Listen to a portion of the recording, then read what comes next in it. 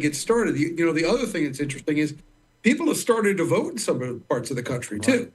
So this is not really even a thing where we're looking forward, to the election. The election is already underway in some places. Tom, let's talk about the moderators. And I know you've moderated debates in your career. What type of task do they have tonight? We know there was a lot of criticism levied at the ABC News moderators last debate between Trump and Harris. Most of that criticism, of course, came from Republicans because Trump was fact-checked several times in that debate and Harris was not here. Do you anticipate that we're going to be seeing fact-checking in real time by the moderators? Have they said as much?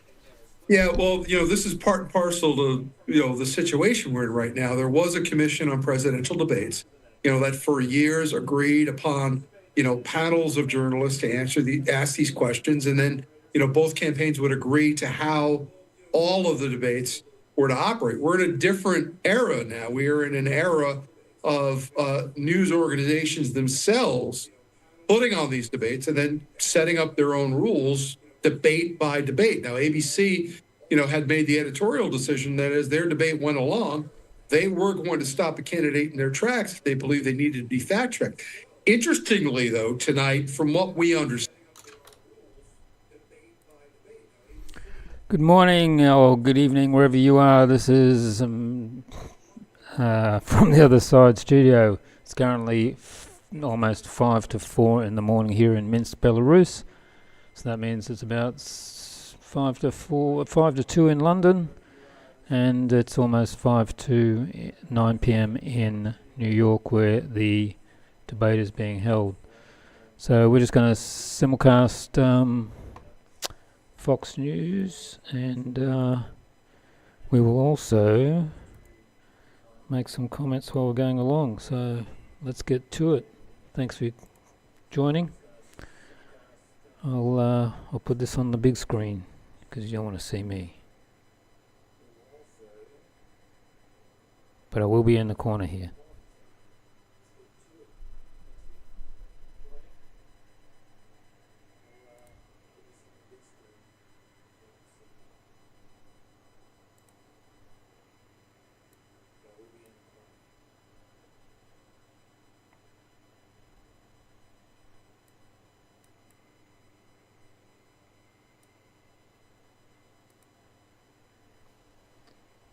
Remember anything from previous vice presidential debates?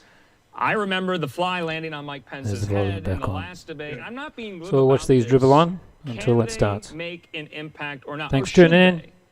Briefly. Yeah, well, you think about it. The reason you have those moments is because that's the thing that stood out in 90 minutes of debate. Look, there were a lot of things that went in that debate between Kamala Harris and Mike Pence. What do you remember? You remember the fly. Likewise, going back through time, probably one of the most famous moments in any presidential debate was in 1988 when, Dan Quayle tried to compare himself to John F. Kennedy. And, Lloyd Benson buried him with that line about, I knew Jack Kennedy. Jack Kennedy was a friend of mine. And we will be having a live show tonight, 8 p.m. Minsk, 6 p.m. London, 1 p.m. in New York, 1 a.m. in Beijing, and 4 a.m. in Sydney. That'll be live show 84. Hope you can tune in.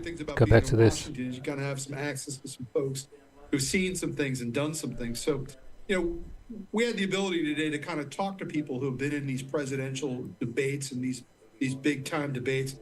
Tim Kaine, senator from Virginia, he was Hillary Clinton's vice presidential pick back in 2016. You'll remember, Tim Kaine, said that in his view, your biggest job tonight is to not only kind of give out your talking points, but also, almost like a doctor, do no harm. Do no harm. That's so right. Because the campaigns are rolling this patient out to you on a table tonight. Exactly. And saying, please, take our campaign for the next 90 minutes and try not to, return him worse than he was or worse than she was. So they're handing this whole thing over to the vice presidential nominees. And remember, these are people who work part of these campaigns, Right. almost 2.5 months ago, even less time for Tim Walz. That's so There's going to be a lot of them trying to introduce themselves to people. But, the main job tonight, if they have one task, they need to hammer home their main talking points of their campaign. It's great Tom, to we let got to leave people it at that. Sorry. Thank you so much, Tom Fitzgerald. Can't thank you enough for all that insight. Tom, we'll check in soon. Good to talk to you. All right. In the meantime, here we still have our live picture there inside of the spin room. We're going to go outside the spin room in just a moment here. Standing by for us live outside in New York City, of course, is going to be our friend Fox News's Connor Hansen. He has the pulse of everything going on outside. He joins me. Connor, good to see you, man. So how are the candidates preparing? The candidates are there, I would imagine. We're 5 minutes out.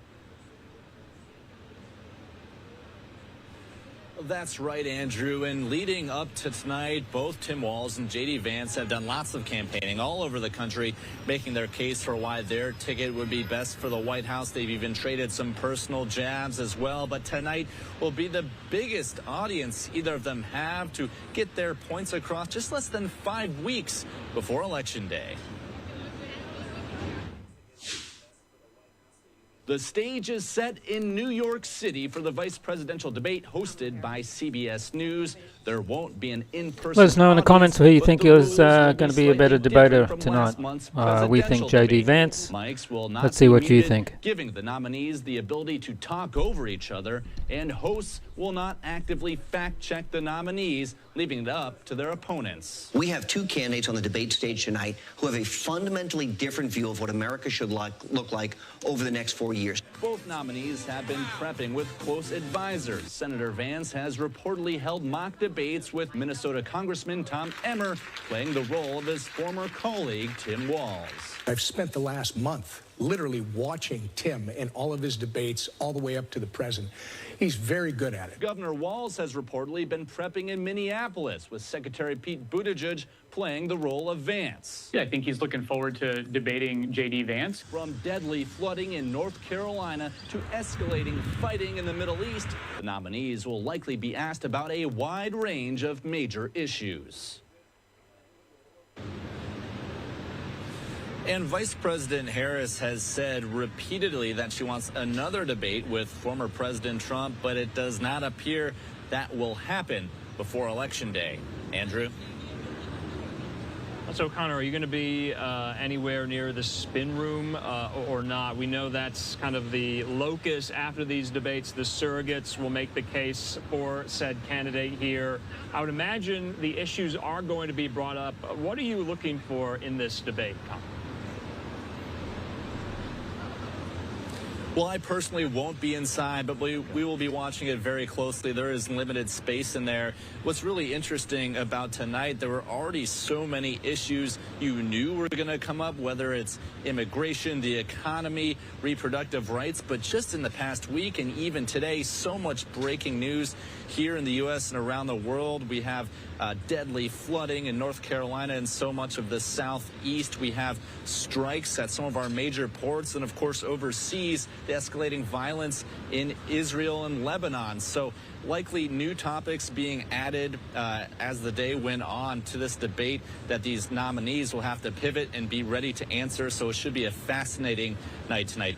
So we're going to tune in and watch all that for you and check back in, Andrew. That's right. It's going to be a fascinating 90 minutes. Connor Hansen there, live for us in Midtown Manhattan. Connor, thanks so much. Talk soon. Thanks.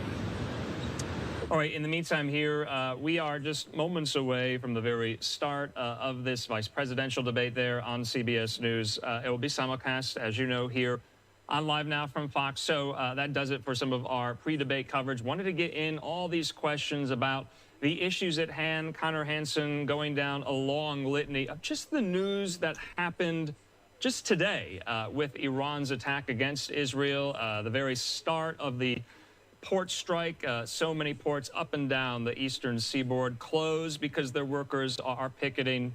And the aftermath, the recovery continues in the wake of Hurricane Helene. President Biden, Vice President Harris, and former President Trump have visited and or will be visiting some of these devastated communities here. In the meantime, though, remember, I just want to put up on this for you that question that we posed to you, about 40 minutes ago, and that is, will the VP debate sway your vote in the 2024 election? You can scan that QR code. You can visit livenowfox.com/connect. You can answer yes, no, or undecided. Remember, that's one of a piece of a similar question we brought you just this hour. Have you registered to vote? Yes, no, or you're not even going to. So we want to hear from you, as we always do in these moments, as political history can be made in these moments on the debate stage, at the conventions. We're 34 days out, and we do want to go now to CBS News. Let's listen. Vice President of the United States, Democratic Governor Tim Walz of Minnesota and Republican Senator J.D. Vance of Ohio. Now, this is likely the final debate of this election cycle, and voting is already underway in 20 states. CBS News polling shows this remains a race Cheating is going off presidential in 20 candidate states. Could win. The CBS News vice presidential debate starts now. Fight for every single vote, and we're going to take this country back. And we are ready to continue to build the future together. We're going to turn this whole country red with President Donald J. Trump's leadership. You know what's at the end of this little journey? Kamala Harris as the next president of the United States. This is a CBS News special, live from CBS News headquarters in New York. America Decides, the vice presidential debate. Good evening, I'm Nora O'Donnell, and thank you for joining us for tonight's CBS News Vice Presidential Debate. We want to welcome our viewers on CBS, on other networks here in the U.S. and around the world. We have a consequential night ahead, and our focus is the issues that matter to you, the voter.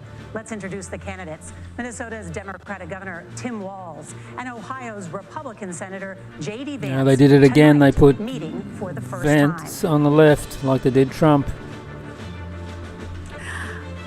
I'm Margaret It's Brennan. not natural to look In order from have a thoughtful and the civil right to the debate, left. These are the rules that both campaigns They do have that agreed deliberately. to. Questions will be directed at one candidate, who will have 2 minutes to respond. The other candidate will be allowed 2 minutes for rebuttal. Then each candidate will get another minute to make further points, with an additional 1 minute each at the discretion of the moderator. The primary role of the moderators is to facilitate the debate between the candidates, enforce the rules, and provide the candidates with the opportunity to fact-check claims made by each other. CBS News reserves the right to mute the candidates' microphones to maintain decorum. We have not shared the questions or topics with the campaigns. Unlike they did last time with Harris. Governor, Senator, thank you for joining us. Let's get started. Tonight, our country is facing several unfolding crises. The Middle East is on the brink of war. Americans are suffering from the catastrophic impact of Hurricane Helene. And now a labor strike as 25,000 dock workers from Maine to Texas are picketing. We're going to begin tonight with the Middle East. Margaret. Thank you, Nora. Earlier today, Iran launched its largest attack yet on Israel, but that attack failed, thanks to joint U.S. and Israeli defensive action. 90% of missiles went through. Biden has deployed more than Most of that 40,000 headquarters U.S. destroyed. military personnel and assets 20 to that F-35s region destroyed. over the past year to try to prevent a regional war. Iran is weakened, but the U.S. still considers it the largest state sponsor of terrorism in the world, and it has drastically reduced the time it would take to develop a nuclear weapon. It is down now to 1 or 2 weeks' time. Governor It's always Waltz, 1 or 2 weeks. if you were the final voice in the Situation Room, would you support or oppose a preemptive strike by Israel on Iran? You have 2 minutes. Well, thank you. And thank you for those joining at home tonight.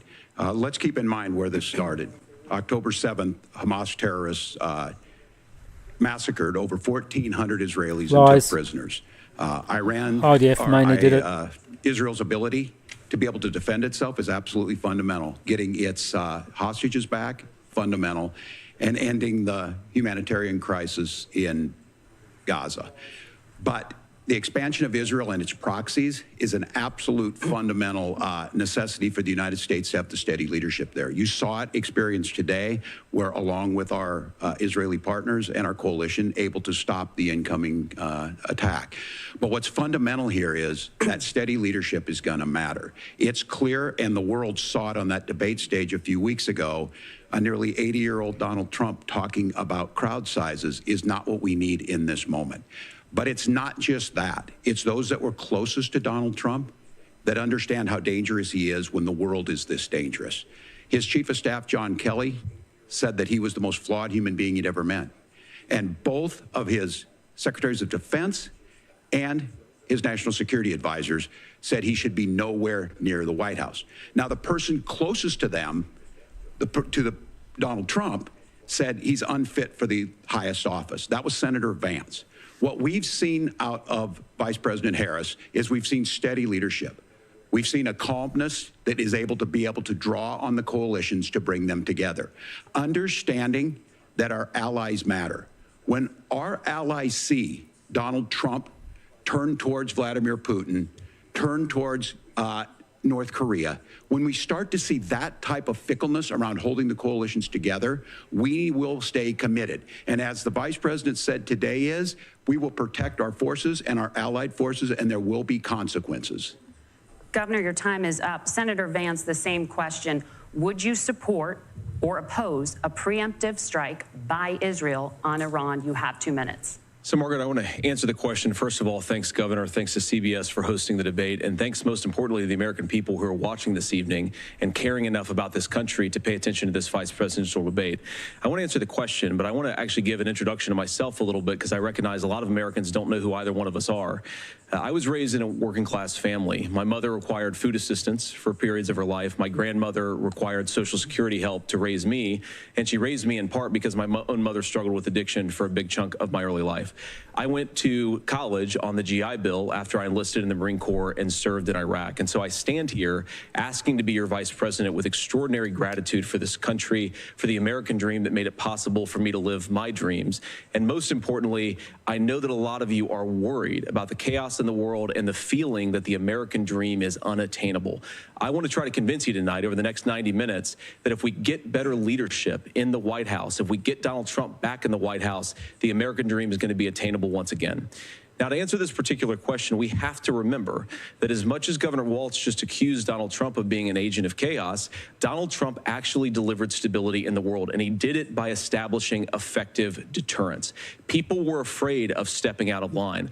Iran, which launched this attack, has received over $100 billion in unfrozen assets thanks to the Kamala Harris administration. What do they use that money for? They use it to buy weapons that they're now launching against our allies, and God forbid, potentially launching against the United States as well. Donald Trump recognized that for people to fear the United States, you needed peace through strength. They needed to recognize that if they got out of line, the United States global leadership would put stability and peace back in the world. Now, you asked about a preemptive strike, Margaret, and I want to answer the question. Look, it is up to Israel what they think they need to do to keep their country safe, and we should support our allies wherever they are when they're fighting the bad guys. I think that's the right approach to take with the Israel question. Thank you, Senator. Governor Walz, do you care to respond to any of the allegations? Well, look, Donald Trump was in office. We'll sometimes hear a revisionist history, but when Donald Trump was in office, it was Donald Trump who we had a coalition of nations that had boxed Iran's nuclear program in, the inability to advance it. Donald Trump pulled that program and put nothing else in its place. So Iran is closer to a nuclear weapon than they were before because of Donald Trump's fickle leadership. And when Iran shot down an American aircraft in international airspace, Donald Trump tweeted, because that's the standard diplomacy of Donald Trump. And when Iranian missiles did fall near U.S. troops and they received traumatic brain injuries, Donald Trump wrote it off as headaches. Look, our allies understand that Donald Trump is fickle. He will go to whoever has the most flattering. It wasn't an aircraft, it was a drone. Steady leadership like you witnessed today, like you witnessed in April. Both Iranian attacks were repelled. Our coalition is strong, and we need the steady leadership that Kamala Harris is providing. Senator Vance, the U.S. did have a diplomatic deal with Iran to temporarily pause parts of its nuclear program, and President Trump did exit that deal. He recently said, just 5 days ago, the U.S. must now make a diplomatic deal with Iran because the consequences are impossible. Did he make a mistake? You have 1 minute. Well, first of all, Margaret, diplomacy is not a dirty word, but I think that's something that Governor Waltz just said is quite extraordinary. You yourself just said Iran is as close to a nuclear weapon today as they have ever been. And Governor Waltz, you blame Donald Trump, who has been the vice president for the last 3.5 years. And the answer is your running mate, not mine. Donald Trump consistently made the world more secure. Now, we talk about what the sequence of events that led us to where we are right now, and you can't ignore October the 7th, which I appreciate Governor Waltz bringing up. But when did Iran and Hamas and their proxies attack Israel? It was during the administration of Kamala Harris. So Governor Waltz can criticize Donald Trump's tweets, but effective, smart diplomacy and peace through strength is how you bring stability back to a very broken world. Donald Trump has already done it once before. Ask yourself at home, when was the last time, I'm 40 years old, when was the last time that an American president didn't have a major conflict break out? The only answer is during the 4 years that Donald Trump was president. Gentlemen, we have a lot to get to. Nora? Margaret, thank you. Let's turn now to Hurricane Helene. The storm could become one of the deadliest on record. More than 160 people are dead and hundreds more are missing. Scientists say climate change makes these hurricanes larger, stronger, and more deadly because of the historic rainfall. Senator Vance, according to CBS News polling, 7 in 10 Americans and more than 60% of Republicans under the age of 45 favor the U.S. taking steps to try and reduce climate change. Senator, what responsibility would the Trump administration have to try complete and bullshit reduce about climate change. the impact of The climate hurricanes change? are not getting I'll stronger. Give you 2 minutes. Sure. So first of all, let's start with the hurricane because it's an unbelievable, unspeakable human tragedy. I just saw today actually a photograph of 2 grandparents on a roof with a 6-year-old child, and it was the last photograph ever taken of them because the roof collapsed and those innocent people lost their lives. And I'm sure Governor Waltz joins me in saying our hearts go out to those innocent people, our prayers go out to them, and we want as robust and aggressive as a federal response as we can get to save as many lives as possible, and then of course afterwards to help the people in those communities rebuild. I mean, these are communities that I love. Some of them I know very personally in Appalachia, all across the Southeast. They need their government to do their job. And I commit that when Donald Trump is president again, the government will put the citizens of this country first when they suffer from a disaster. Now, Nora, you asked about climate change. I think this is a very important issue. Look, a lot of people are justifiably worried about all these crazy weather patterns. I think it's important for us, first of all, to say Donald Trump and I support clean air, clean water. We want the environment to be cleaner and safer. But one of the things that I've noticed some of our Democratic friends talking a lot about is a concern about carbon emissions, this idea that carbon emissions drives all of the climate change. Well, let's just say that's true, just for the sake of argument, so we're not arguing about weird science. Let's just say that's true. Well, if you believe that, what would you want to do? The answer is that you'd want to reshore as much American manufacturing as possible, and you'd want to produce as much energy as possible in the United States of America because we're the cleanest economy in the entire world. What have Kamala Harris's policies actually led to? More energy production in China, more manufacturing overseas, more doing business in some of the dirtiest parts of the entire world. And when I say that, I mean the amount of carbon emissions they're doing per unit of economic output. So if we actually care about getting cleaner air and cleaner water, the best thing to do is to double down and invest in American workers and the American people. And unfortunately, Kamala Harris has done exactly the opposite. Governor Walz, you have 2 minutes to respond. Well, we got close to an agreement because all those things are happening. Look, first of all, it is a horrific tragedy with this hurricane. And my heart goes out to the folks that are down there in contact with the governors. I serve as co-chair of the Council of Governors as we work together on these emergency managements. Governors know no partisanship. They work together to solve the governors and the emergency responders on the ground. Those happen on the front end. The federal government comes in, makes sure they're there that we recover, but we're still in that phase where we need to make sure that they're staying there, staying focused. Now, look, coming back to the climate change issue, there's no doubt this thing roared onto the scene faster and stronger than anything we've seen. Senator Vance has said that there's a climate problem in the past. Donald Trump called it a hoax, and then joke that these things would make more beachfront property to be able to invest in. What we've seen out of the Harris administration now, the Biden-Harris administration, is we've seen this investment. We've seen massive investments, the biggest in global history that we've seen in the Inflation Reduction Act, has created jobs all across the country. 2,000 in Jeffersonville, Ohio, taking the EV technology that we invented and making it here. 200,000 jobs across the country. The largest solar manufacturing plant in North America sits in Minnesota. But my farmers know climate change is real. They've seen 500-year droughts, 500-year floods back to back. But what they're doing is adapting, and this has allowed them to tell me, look, I harvest corn, I harvest soybean, and I harvest wind. We are producing more natural gas and more oil at any time than we ever have. We're also producing more clean energy. So the solution for us is to continue to move forward that climate change is real. Reducing our impact is absolutely critical, but this is not a false choice. You can do that at the same time you're creating the jobs that we're seeing all across the country. That's exactly what this administration has done. We are seeing us becoming an energy superpower for the future, not just the current. And that's what absolutely makes sense. And then we start thinking about how do we mitigate these disasters. Thank you. Senator, I want to give you an opportunity to respond there. The governor mentioned that President Trump has called climate change a hoax. Do you agree?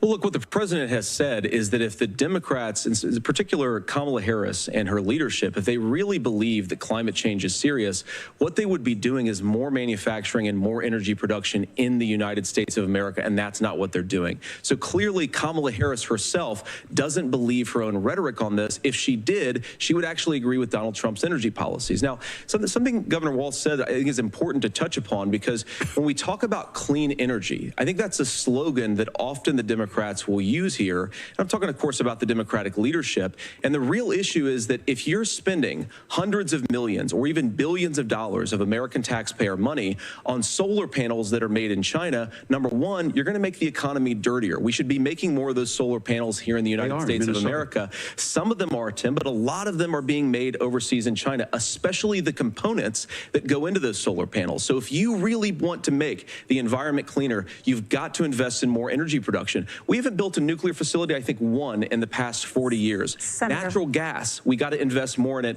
Kamala Harris has done the opposite. That's raised energy prices and also meant that we're doing Senator, worse by the climate. Senator, your time is up. Governor, would you like to respond? Well, look, we're producing more natural gas than we ever have. There's no moratorium on that. We're producing more oil. But the folks know, and like I said again, these are not liberal folks. These are not folks that are Green New Deal folks. These are farmers that have been drought one year, massive flooding the next year. They understand that it makes sense. Look, our number one export cannot be topsoil from erosion from these massive storms. We saw it in Minnesota this summer. And thinking about how do we respond to that, we're thinking ahead on this. And what Kamala Harris has been able to do in Minnesota, we're starting to weatherproof some of these things. The infrastructure law that was passed allows us to think about mitigation in the future. How do we make sure that we're protecting by burying our power lines? How do we make sure that we're protecting lakefronts and things that we're seeing more and more of? But to call it a hoax and to take the oil company executives to Mar-a-Lago, say, give me money for my campaign, and I'll let you do whatever you want. We can be smarter about that, and an all-above energy policy is exactly what she's doing, creating those jobs right here. Governor, your time is up. The overwhelming consensus among scientists is that the Earth's climate is warming at an unprecedented rate. No, it isn't. Thank you, Nora. We're going to turn now to immigration. The crisis at the U.S.-Mexico border consistently ranks as one of the top issues for American voters.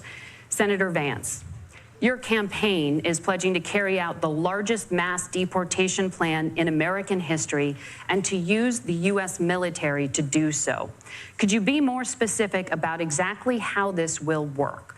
For example, would you deport parents who have entered the U.S. illegally and separate them from any of their children who were born on U.S. soil? Just like Obama did. You have 2 minutes. So first of all, Margaret, before we talk about deportations, we have to stop the bleeding. We have a historic immigration crisis because Kamala Harris started and said that she wanted to undo all of Donald Trump's border policies.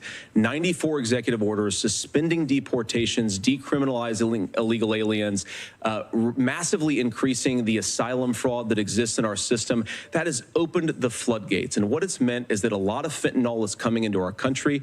I had a mother who struggled with opioid addiction and has gotten clean. I don't want people who are struggling with addiction to be deprived of their second chance because Kamala Harris let in fentanyl into our communities at record levels. So you've got to stop the bleeding. You've got to re-implement Donald Trump's border policies, build the wall, re-implement deportations. And that gets me to your point, Margaret, about what do we actually do? So we've got 25 million illegal aliens who are here in the country. What do we do with them? I think the first thing that we do is we start with the criminal migrants. About 1 million of those people have committed some form of crime in addition to crossing the border illegally. I think you start with deportations on those folks. And then I think you make it harder for illegal aliens to undercut the wages of American workers. A lot of people will go home if they can't work for less than minimum wage in our own country. And by the way, that'll be really good for our workers who just want to earn a fair wage for doing a good day's work. And the final point, Margaret, is you ask about family separation. Right now in this country, Margaret, we have 320,000 children that the Department of Homeland Security has effectively lost. Some of them have been sex trafficked. Some of them hopefully are at homes with their families. Some of them have been used as drug trafficking mules. The real family separation policy in this country is unfortunately Kamala Harris's wide open southern border. And I'd ask my fellow Americans to remember when she came into office, she said she was going to do this. Real leadership would be saying, you know what, I screwed up. We're going to go back to Donald Trump's border policies. I wish that she would do that. It would be good for all of us. Governor, do you care to respond to any of those specific allegations, including that the vice president is, quote, letting in fentanyl and using kids as drug mules, among other things regarding children? The drug mule is not true, but I will say about the fentanyl, because this is a crisis of this, the opioid crisis. And the good news on this is the last 12 months saw the largest decrease in opioid deaths in our nation's history, 30% decrease in Ohio. But there's still more work to do. But let's go back to this on immigration. Kamala Harris was the Attorney General of the largest state and a border state in California. She's the only person in this race who prosecuted transnational gangs for human trafficking and drug interventions. But look, we all want to solve this.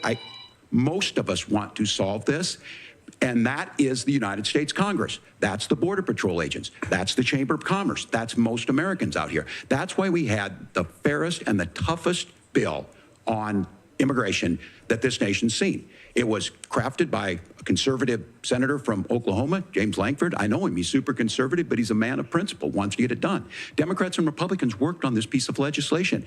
The Border Patrol said, this is what we need in here. These are the experts. And the Chamber of Commerce and the Wall Street Journal said, pass this thing. Kamala Harris helped get there. 1,500 new border agents, detection for drugs, DOJ money to speed up these the adjudications on this, just what America wants. But as soon as I was getting ready to pass and actually tackle this, Donald Trump said no, told them to vote against it because it gives him a campaign issue. It gives him to, what would Donald Trump talk about if we actually did some of these things? And they need to be done by the legislature. You can't just do this through the executive branch. So look, we have the options to do this. Donald Trump had 4 years.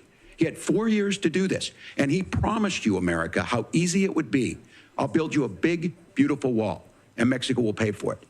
Less than 2% of that wall got built, and Mexico didn't pay a dime. But here we are again, 9 years after he came down that escalator, dehumanizing people and telling them what he was going to do. As far as the deportation plan, at one point, Senator Vance said it was so unworkable to be laughable.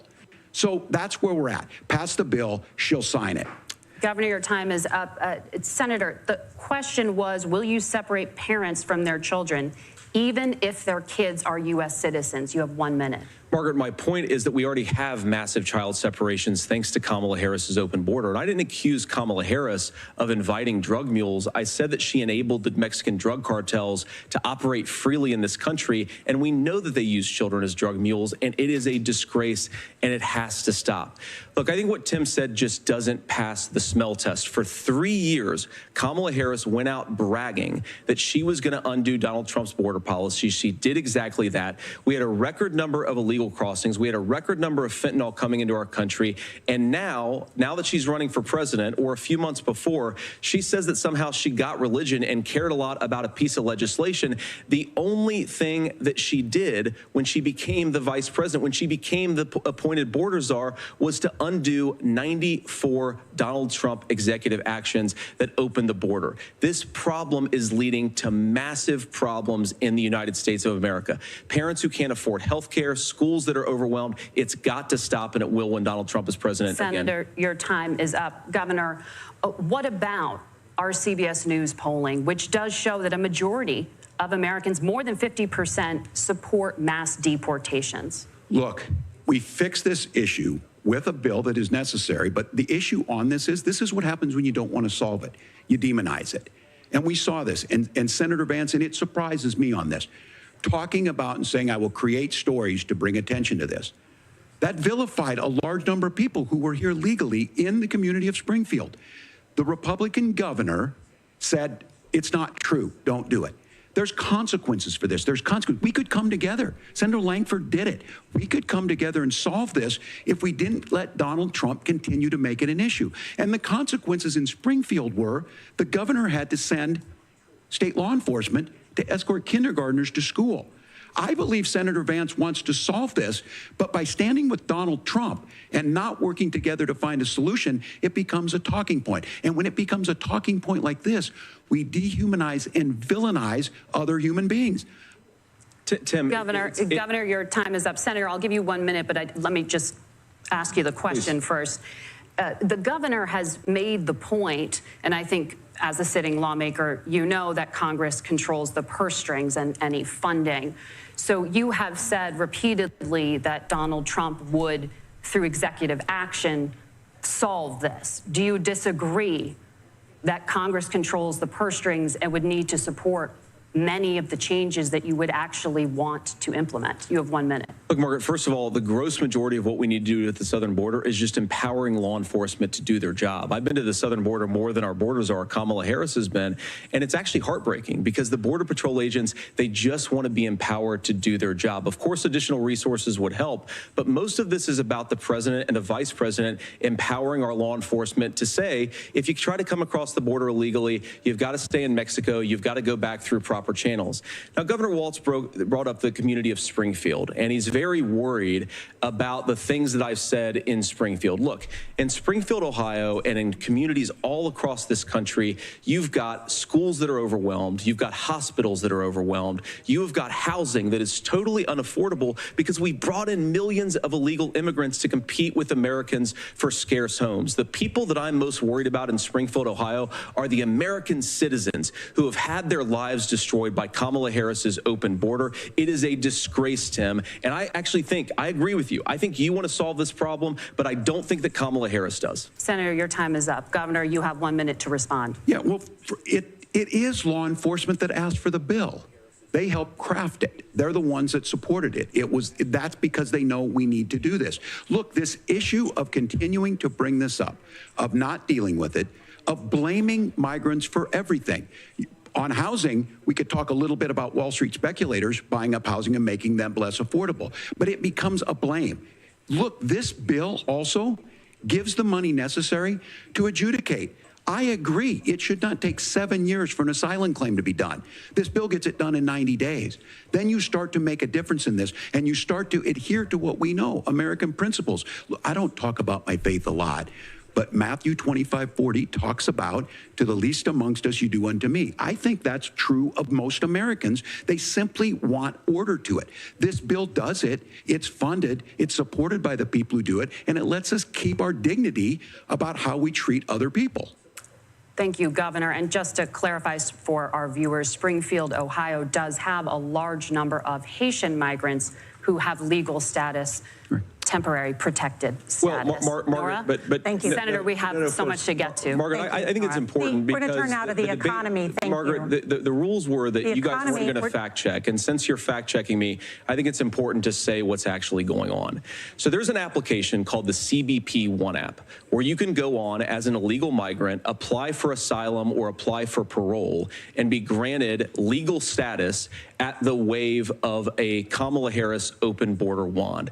That is not a person coming in, applying for a green card and waiting for 10 years. That is the facilitation of illegal immigration, Margaret, by our own Thank you, Senator, for describing the legal process.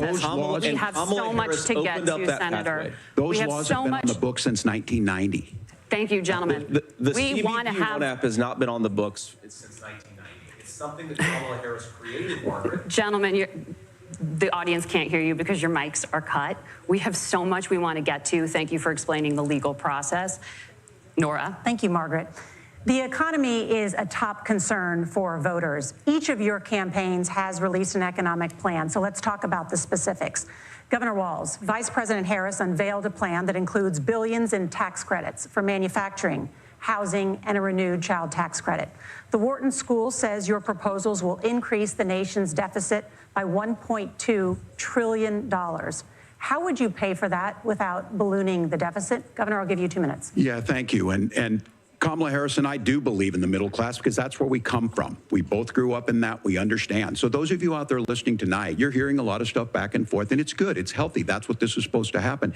You should be listening. How's this going to impact me? The bold forward plan that Kamala Harris put out there is talking about this housing issue.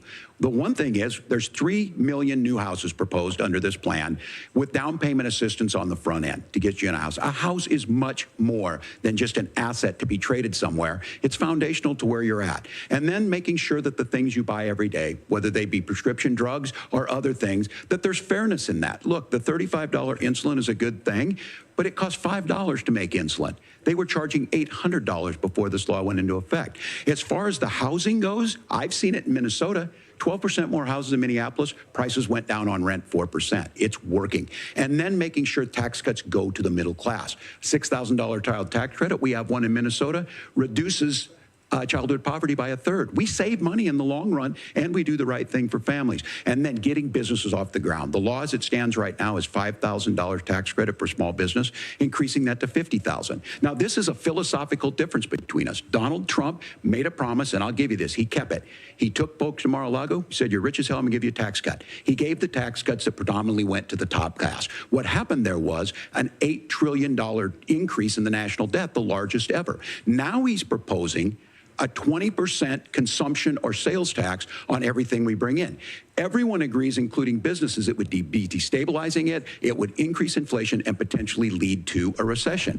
Look, this is simple for you. Where are we going? Kamala Harris has said to do the things she wants to do, we'll just ask the wealthiest to pay their fair share. When you do that, our system works best, more people are participating in it, and folks have the things that they need. Senator, I want to give you a moment to respond on that. But similarly, the Wharton School has done an analysis of the Trump plan and says it would increase the nation's deficit by $5.8 trillion. My question is the same for you. How do you pay for all that without ballooning the deficit? I'll give you 2 minutes.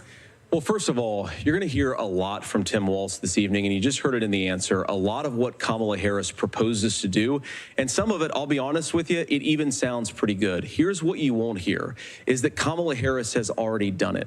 Because she's been the vice president for 3.5 years. She had the opportunity to enact all of these great policies, and what she's actually done instead is drive the cost of food higher by 25%, drive the cost of housing higher by about 60%, open the American southern border and make middle-class life unaffordable for a large number of Americans. If Kamala Harris has such great plans for how to address middle-class problems, then she ought to do them now. Not when asking for a promotion, but in the job the American people gave her 3.5 years ago. And the fact that she isn't tells you a lot about how much you can trust her actual plans. Now, Donald Trump's economic plan is not just a plan, but it's also a record. A lot of those same economists attack Donald Trump's plans, and they have PhDs, but they don't have common sense and they don't have wisdom. Because Donald Trump's economic policies delivered the highest take-home pay in a generation in this country, 1.5% inflation, and to boot, peace and security all over the world. So when people say that Donald Trump's economic plan doesn't make sense, I say look at the record. He delivered rising take-home pay for American workers.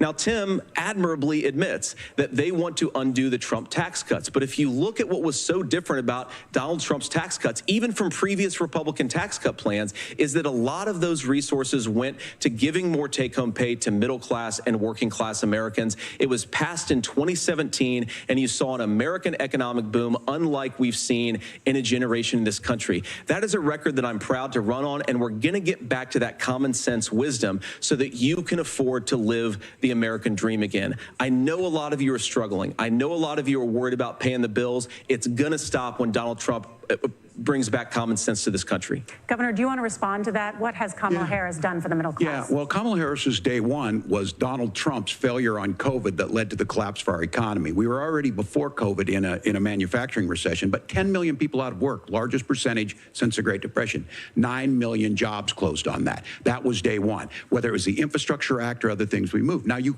made a question about experts, said this. I've made a note of this. Economists can't be trusted. Science can't be trusted. National security folks can't be trusted. Look, if you're going to be president, you don't have all the answers. Donald Trump believes he does. My pro tip of the day is this. If you need heart surgery, listen to the people at the Mayo Clinic in Rochester, Minnesota, not Donald Trump. And the same thing goes with this. And I ask you out there, teachers, nurses, truck drivers, whatever, how is it fair that you're paying your taxes every year and Donald Trump hasn't paid any federal tax in the last 15 years, in the last year as president? That's what's wrong with the system. There's a way around it, and he's bragged about that. We're just asking for fairness in it, and that's all you want. You have a minute. Governor, you say trust the experts. But those same experts for 40 years said that if we shipped our manufacturing base off to China, we'd get cheaper goods. They lied about that. They said if we shipped our industrial base off to other countries, to Mexico and elsewhere, it would make the middle class stronger. They were wrong about that. They were wrong about the idea that if we made America less self-reliant, less productive in our own nation, that it would somehow make us better off, and they were wrong about it. And for the first time in a generation, Donald Trump had the wisdom and the courage to say to that bipartisan consensus, we're not doing it anymore. We're bringing American manufacturing back. We're unleashing American energy. We're going to make more of our own stuff. And this isn't just an economic issue. I mean, I've got 3 beautiful little kids at home, 7, 4, and 2, and I love them very much, and I hope they're in bed right now. But look, so many of the drugs, the pharmaceuticals that we put in the bodies of our children are manufactured by nations that hate us. This has to stop, and we're not going to stop it by listening to experts. We're going to stop it by listening to common sense wisdom, which is what Donald Trump governed on. Senator, your time is up. Governor Waltz, can you address that? I mean, voters say they trust Donald Trump on the economy more. Why? Well, if you're listening tonight and you want billionaires to get tax cuts, you heard what the numbers were. Look, I'm a union guy on this. I'm not a guy who wanted to ship things overseas, but I understand that, look, we produce soybeans and corn. We need to have fair trading partners. That's something that we believe in. I think the thing that most concerns me on this is Donald Trump was the guy who created the largest trade deficit in American history with China. So the rhetoric is good. Much of what the senator said right there, I'm in agreement with him on this. I watched it happen too. I watched it to my communities, and we talked about that. But we had people undercutting the right to collectively bargain. We had right to work states made it more difficult. We had companies that were willing to ship it over, and we saw people profit. Folks that are venture capital in some cases, putting money into companies that were overseas. We're in agreement that we bring those home. The issue is Donald Trump is talking about it. Kamala Harris has a record, 250,000 more manufacturing jobs just out of the IRA. May I respond to that? Yes. So appreciate that. So if you notice, what Governor Waltz just did is he said, first of all, Donald Trump has to listen to the experts. And then when he acknowledged that the experts screwed up, he said, well, Donald Trump didn't do nearly as good of a job as the statistics show that he did. So what Tim Waltz is doing, and I honestly, Tim, I think you got a tough job here, because you've got to play whack-a-mole. You've got to pretend that Donald Trump didn't deliver rising take-home pay, which of course he did. You've got to pretend that Donald Trump didn't deliver lower inflation, which of course he did. And then you simultaneously got to defend Kamala Harris's atrocious economic record, which has made gas, groceries, and housing unaffordable for American citizens. I was raised by a woman who would sometimes go into medical debt so that she could put food on the table in our household. I know what it's like to not be able to afford the things that you need to afford. We can do so much better. To all of you watching, we can get back to an America that's affordable again. We just got to get back to common sense economic principles. I hope we have a conversation on health care then. Senator, Governor. Please. Thank you. Margaret? We have a lot to get to ahead, gentlemen, on many topics. But right now, I want to talk about personal qualifications. The vice president is often the last voice the president hears before making consequential decisions. We want to ask you about your leadership qualities. Governor Waltz, you said you were in Hong Kong during the deadly Tiananmen Square protests in the spring of 1989. But Minnesota Public Radio and other media outlets are reporting that you actually didn't travel to Asia until August of that year. Can you explain that discrepancy? Yeah, well, and to the folks out there who didn't get at the top of this, look, I grew up in small rural Nebraska, town of 400, town that you rode your bike with your buddies till the streetlights come on, and I'm proud of that service. I joined the National Guard at 17, worked on family farms, and then I used the GI Bill to become a teacher, passionate about it, a young teacher. My first year out, I got the opportunity in the summer of '89 to travel to China.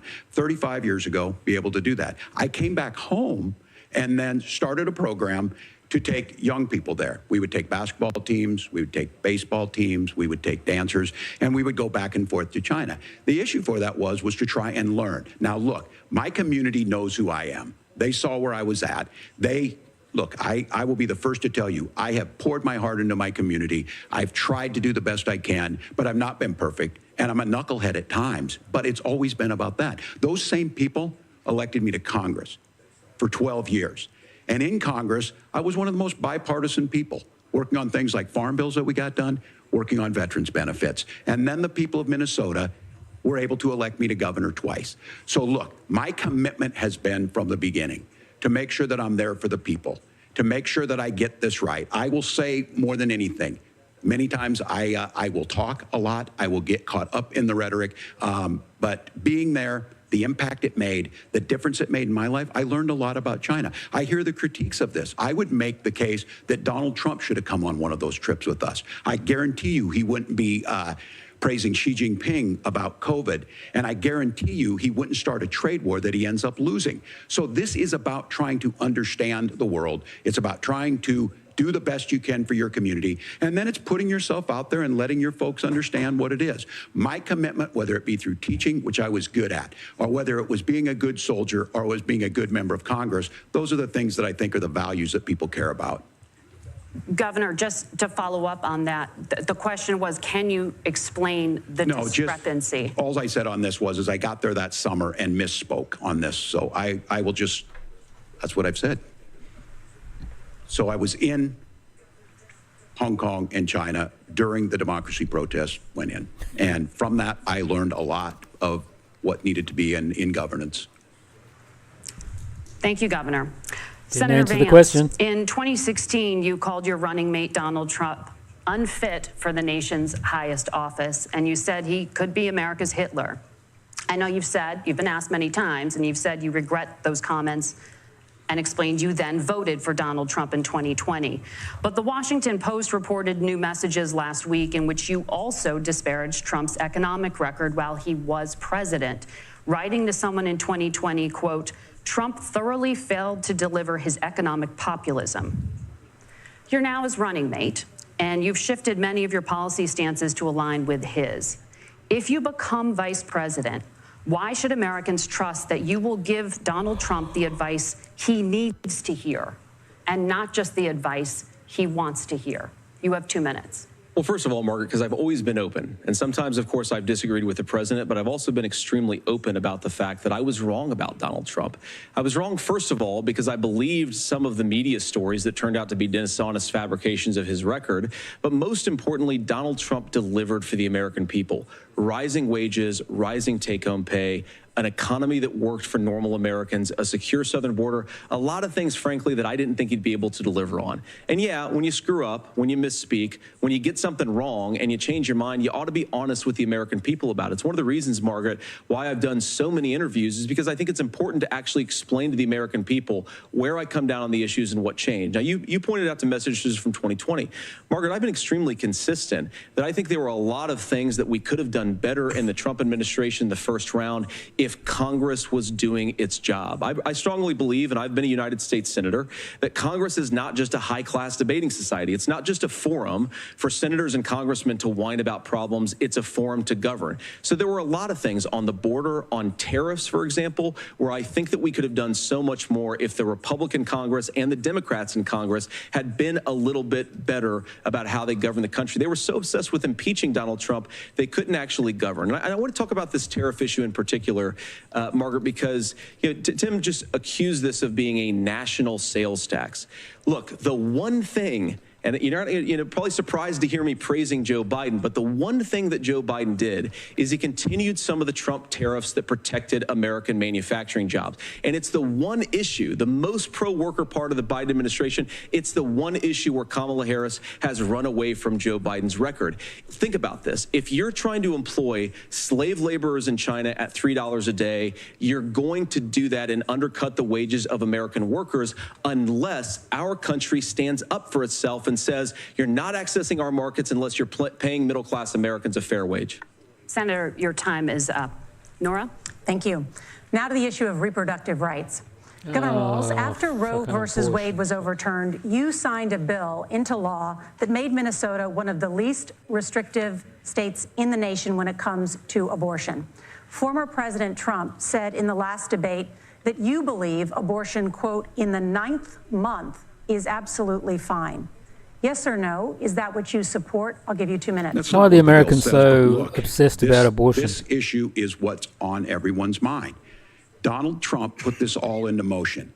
He brags about how great it was that he put the judges in and overturned Roe versus Wade, 52 years of personal autonomy. And then he tells us, oh, we send it to the states. It's a beautiful thing. Amanda Zaworski would disagree with you on it's a beautiful thing. A young bride in Texas waiting for their child at 18 weeks. She has a complication, a tear in the membrane. She needs to go in. The medical care at that point needs to be decided by the doctor. And that would have been an abortion. But in Texas, that would have put them in legal jeopardy. She went home, got sepsis, nearly dies, and now she may have difficulty having children. Or in Kentucky, Hadley Duvall, a 12-year-old child raped and impregnated by her stepfather. Those are horrific. Now, when God asked about that, Senator Vance said 2 wrongs don't make a right. There is no right in this. So in Minnesota, what we did was restore Roe versus Wade. We made sure that we put women in charge of their health care. But look, this is not where, if you don't know Amanda or a Hadley, you soon will. Their Project 2025 is going to have a registry of pregnancies. It's going to make it more difficult, if not impossible, to get contraception and limit access, if not eliminate access to infertility treatments. For so many of you out there listening, me included, infertility treatments are why I have a child. That's nobody else's business, but those things are being proposed. And the catch-all on this is, well, the states will decide what's right for Texas might not be right for Washington. That's not how this works. This is basic human right. We have seen maternal mortality skyrocket in Texas, outpacing many other countries in the world. This is about health care. In Minnesota, we are ranked first in health care for a reason. We trust women, we trust doctors. Senator, do you want to respond to the governor's claim? Will you create a federal pregnancy monitoring agency? No, Nora, certainly we won't. And I want to talk about this issue because I know a lot of Americans care about it, and I know a lot of Americans don't agree with everything that I've ever said on this topic. And, you know, I grew up in a working class family in a neighborhood where I knew a lot of young women who had unplanned pregnancies and decided to terminate those pregnancies because they feel like they didn't have any other options. And, you know, one of them is actually very dear to me. And I know she's watching tonight, and I love you. And she told me something a couple years ago that she felt like if she hadn't had that abortion, that it would have destroyed her life because she was in an abusive relationship.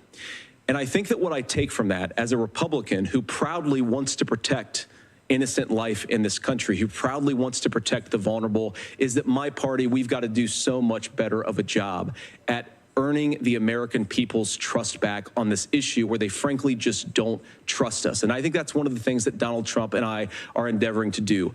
I want us as a Republican Party to be pro-family in the fullest sense of the word. I want us to support fertility treatments. I want us to make it easier for moms to afford to have babies. I want it to make it easier for young families to afford a home so they can afford a place to raise that family. And I think there's so much that we can do on the public policy front just to give women more options. Now, of course, Donald Trump has been very clear that on the abortion policy specifically, that we have a big country and it's diverse. And California has a different viewpoint on this than Georgia. Georgia has a different viewpoint from Arizona. And the proper way to handle this, as messy as democracy sometimes is to let voters make these decisions. Let the individual states make their abortion policy. And I think that's what makes the most sense in a very big, a very diverse, and let's be honest, sometimes a very, very messy and divided country. Governor, would you like to respond and also answer the question about restrictions? Yeah, well, the question got asked, and Donald Trump made the accusation that wasn't true about Minnesota. Well, let me tell you about this idea that there's diverse states. There's a young woman named Amber Thurman. She happened to be in Georgia, a restrictive state. Because of that, she had to travel a long distance to North Carolina to try and get her care. Amber Thurman died in that journey back and forth. The fact of the matter is, how can we as a nation say that your life and your rights, as basic as the right to control your own body, is determined on geography? There's a very real chance, had Amber Thurman lived in Minnesota, she would be alive today. That's why the restoration of Roe versus Wade. When you listen to Vice President Harris talk about this subject and you hear me talk about it, you hear us talking exactly the same.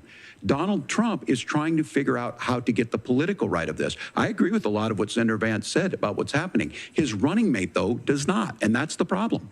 Governor, your time is up. Senator, let me ask you about that. He mentioned, it was, I think, referring to a national ban. In the past, you have supported a federal ban on abortion after 15 weeks. In fact, you said if someone can't support legislation like that, quote, you are making the United States the most barbaric pro-abortion regime anywhere in the entire world. My question is, why have you changed your position? Well, Nora, first of all, I never supported a national ban. I did when I was running for Senate in 2022 talk about setting some minimum national standard. For example, we have a partial birth abortion ban in place in this country at the federal level. I don't think anybody's trying to get rid of that, or at least I hope not, though I know that Democrats have taken a very radical pro-abortion stance. But Nora, you know, one of the things that changed is in the state of Ohio, we had a referendum in 2023, and the people of Ohio voted overwhelmingly, by the way, against my position.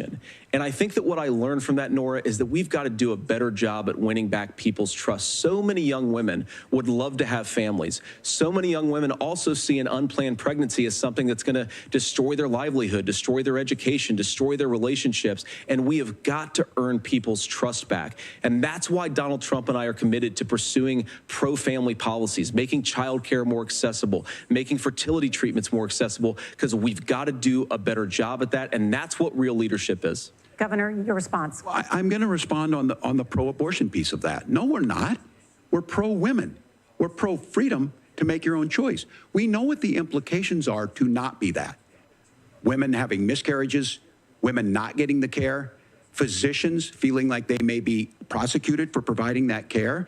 And as far as making sure that we're educating our children and giving them options, Minnesota's a state with one of the lowest teen pregnancy rates. We understand that, too. We know that the options need to be available, and we make that true. We also make it, we're a top 3 state for the best place to raise children. But these two things, to try and say that we're pro-children, but we don't like this, or you guys are pro-abortion, that's not the case at all. We are pro-freedoms for women to make their choices, and we're going, and Kamala Harris is making the case, to make options for children more affordable, a $6,000 child tax credit, but we're not going to base that on the backs of making someone like Amber Thurman drive 600 miles to try and get health care. Senator. May I respond to that? First of all, Governor, I agree with you. Amber Thurman should still be alive, and there are a lot of people who should still be alive, and I certainly wish that she was. And maybe you're free to disagree with me on this and explain this to me, but as I read the Minnesota law that you signed into law, the statute that you signed into law, it says that a doctor who presides over an abortion where the baby survives, the doctor is under no obligation to provide life-saving care to a baby who survives a botched late-term abortion. That is, I think, whether you're pro-choice or pro-abortion, that is fundamentally barbaric. And that's why I use that word, Nora, is because some of what we've seen, do you want to force Catholic hospitals to perform abortions against their will? Because Kamala Harris has supported suing Catholic nuns to violate their freedom of conscience. We can be a big and diverse country where we respect people's freedom of conscience and make the country more pro-baby and pro-family. But please. Yes, Governor, please respond. Look, this is one where there's always something there. This is a very simple proposition. These are women's decisions to make about their healthcare decisions, and the physicians who know best when they need to do this. Trying to distort the way a law is written to try and make a point. That's not it at all. What was I wrong about, Governor? Please tell me, what was I wrong about? That is not the way the law is written. Look, I've given how? I've given this advice on a lot of things, that getting involved, getting engaged, that's been misread, and it was fact-checked at the last debate. But the point on this is there's a continuation of these guys to try and tell women or to get involved.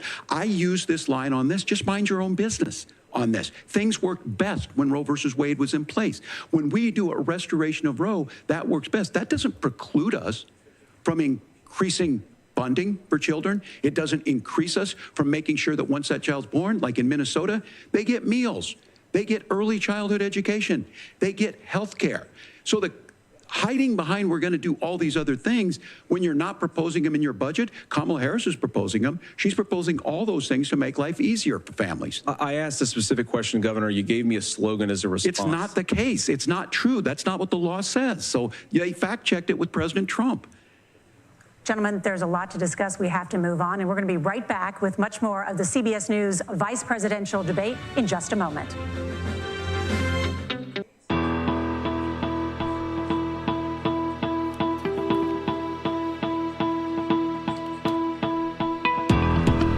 So, what do you think so far? Who do you think's the better debater, Mr. Vance or Mr. Waltz? Let us know in the comments.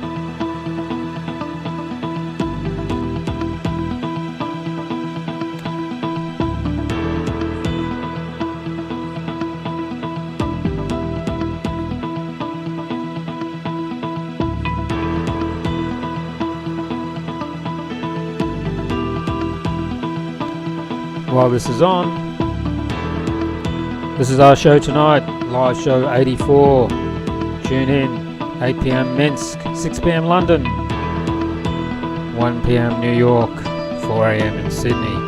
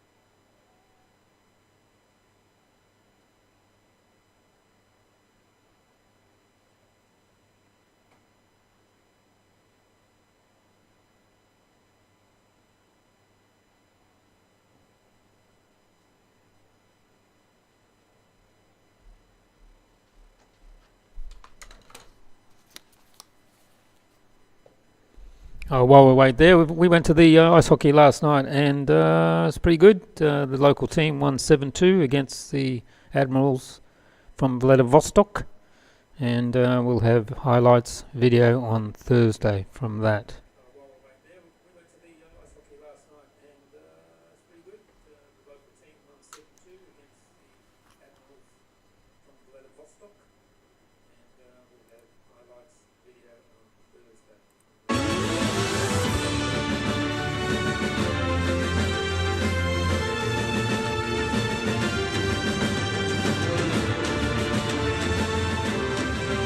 Welcome back to the CBS News Vice Presidential Debate. We want to turn now to America's gun violence epidemic. The leading cause of death for children and teens in America is by firearms. Senator Vance, you oppose most gun legislation that Democrats claim would curb gun violence. You oppose red flag gun laws and legislation to ban certain semi-automatic rifles, including AR-15s. So let me ask you, earlier this year, for the first time, the parents of a school shooter were convicted of involuntary manslaughter and sentenced to 10 years in prison. Do you think holding parents responsible could curb mass shootings? I'll give you 2 minutes. Yeah, well, Nora, on that particular case, I don't know the full details, but I certainly trust local law enforcement and local authorities to make those decisions. I think in some cases the answer is going to be yes, and in some cases the answer is going to be no. And the details really matter here, of course. For example, if a kid steals a gun, that's going to be different than if a parent hands over a gun knowing that their kid is potentially dangerous. But look, I want to just sort of speak as a father of 3 beautiful little kids, and our oldest is now in 2nd grade. And like a lot of parents, we send our kids to school with such hope and such joy and such pride at their little faces on the first day of school. And we know, unfortunately, that a lot of kids are going to experience this terrible epidemic of gun violence. And of course, our hearts go out to the families that are affected by this terrible stuff. And we do have to do better. And I think that Governor Waltz and I actually probably agree that we need to do better on this. The question is just, how do we actually do it? Now, here's something that really bothers me and worries me about this epidemic of violence. The gross majority, close to 90% in some of the statistics I've seen, of the gun violence in this country is committed with illegally obtained firearms. And while we're on that topic, we know that thanks to Kamala Harris's open border, we've seen a massive influx in the number of illegal guns run by the Mexican drug cartels. So that number, the amount of illegal guns in our country is higher today than it was 3.5 years ago. But what do we do about the schools? What do we do to protect our kids? And I think the answer is, and I say this not loving the answer, because I don't want my kids to go to school in a school that feels unsafe or where there are visible signs of security. But I unfortunately think that we have to increase security in our schools. We have to make the doors lock better. We have to make the doors stronger.